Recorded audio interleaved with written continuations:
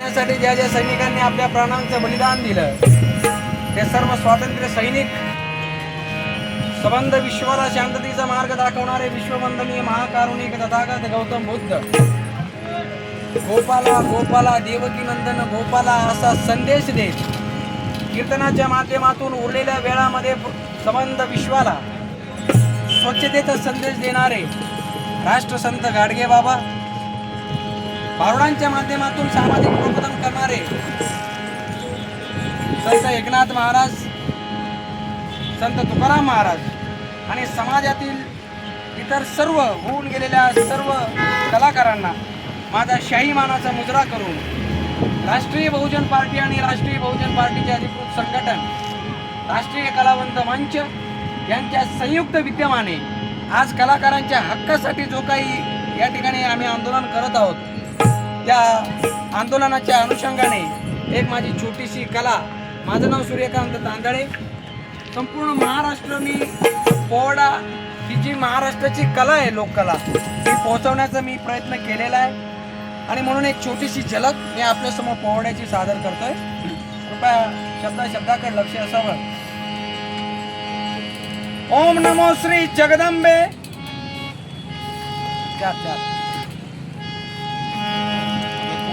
ओम नमो श्री जगदंबे, ओम नमो श्री जगदंबे, नमन तुझ आंबे करुण प्रारंभे, डफावर थापतून तुझ्याचा, डफावर थापतून तुझ्याचा, डफावर थापतून तुझ्याचा, डफावर थापतून तुझ्याचा. जाहीर हा महाराष्ट्राचा प्राण, जाहीर हा महाराष्ट्राचा प्राण, जाहीर हा महाराष्ट्राचा प्राण. शिव प्रभूच गातो गुणगान, शिव प्रभूच गातो गुणगान, शिव प्रभूच गातो गुणगान. आजी नमन भारत मातेला,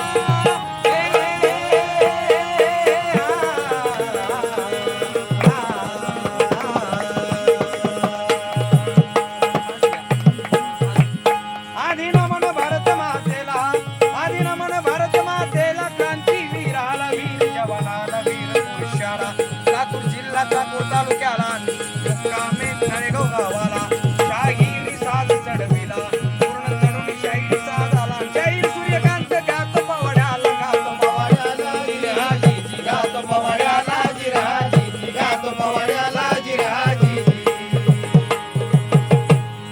आधी नमन, आधी नमन साधू संताला,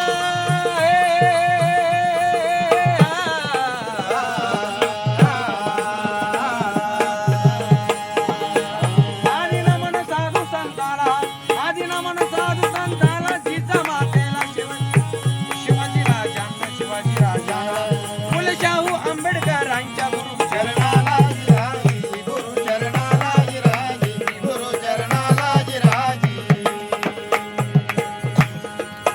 मंडळी, महाराष्ट्र म्हणलं का साधू संतांचा देश. या भारतामध्ये अनेक राष्ट्र आहेत आणि या राष्ट्रामधला एक राष्ट्र म्हणजे महाराष्ट्र.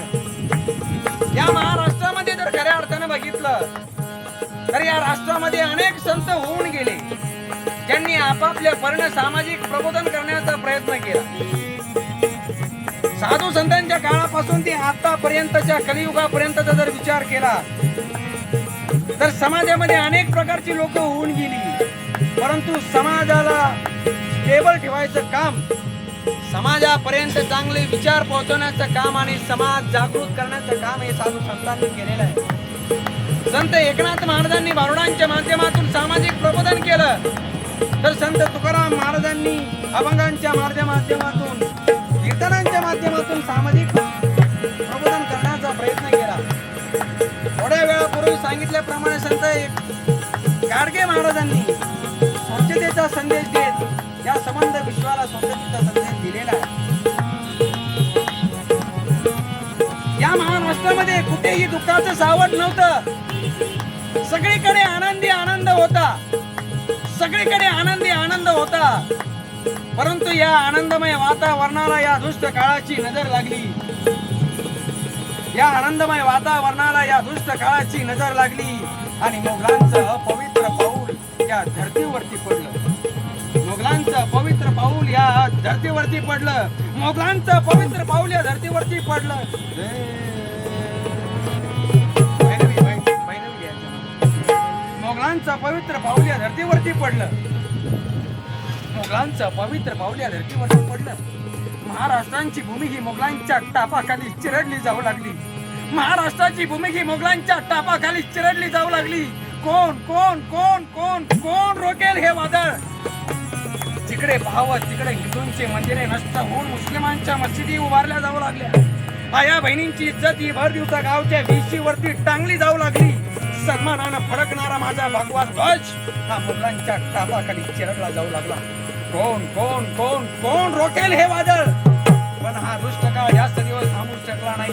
कारण या दुष्ट काळाला पाणी पाजण्यासाठीच 12 जानेवारी 1598 रोजी पूर्वेच्या दिशेला एक वीज कडाडली आणि त्या ठिकाणी एका स्त्रीचा जन्म झाला. अर्थात त्या स्त्रीचं नाव होतं राजमाता जिजाऊ. राजमाता जिजाऊ. राजमाता जिजाऊ. बोला राजमाता जिजाऊंचा. राजमाता जिजाऊंचा. फुले शाहू आंबेडकरांचा. संत कबीरांचा. साहित्य रत्न लोकशाहीर अण्णाभाऊ साठेंचा. हळूहळू जिजाऊ लहानांच्या मोठ्या होऊ लागल्या. हळूहळू जिजाऊ लहानांच्या मोठ्या होऊ लागल्या.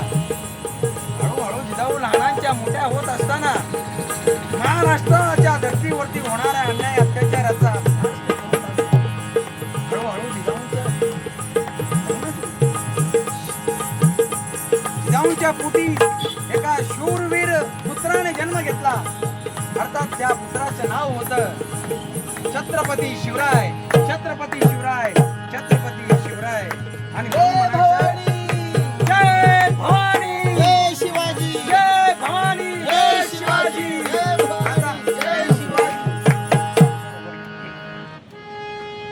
आला जन्माला राजाचा राजा.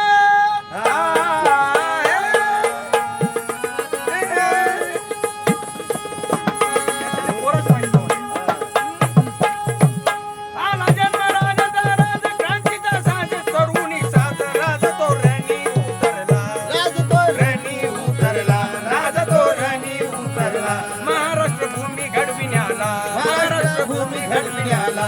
महाराष्ट्र भूमी घडविण्याला. हिंदवी स्वराज्य घडविण्याला रजी. हिंदवी स्वराज्य घडविण्याला रजी. हिंदवी स्वराज घडविण्याला. हळूहळू शिवा लहानांचे मोठे होऊ लागले. राजमाता जिजाऊंकडून रामायण महाभारत सारख्या गोष्टींचं धडे घेऊ लागले. आणि हे धडे घेत असतानाच आपल्या नजरेसमोर घडणाऱ्या माझ्या धरतीवरचा अन्याय अत्याचार आणि त्याबद्दल आज माझ्या स्वराज्याबद्दल माझ्या राजांच्या नजरेमध्ये एकच जिद्द ठेवली. हे हिंदवी स्वराज्य व्हावे हे स्त्रीची इच्छा. हळूहळू राजे लहानांचे मोठे झाले. हातात नंगी तलवार घेऊन खऱ्या अर्थानं माझ्या राजानं शून्यातून हिंदवी स्वराज्याची स्थापना केली. आणि हे स्थापना करत असताना शेतकऱ्यांसाठी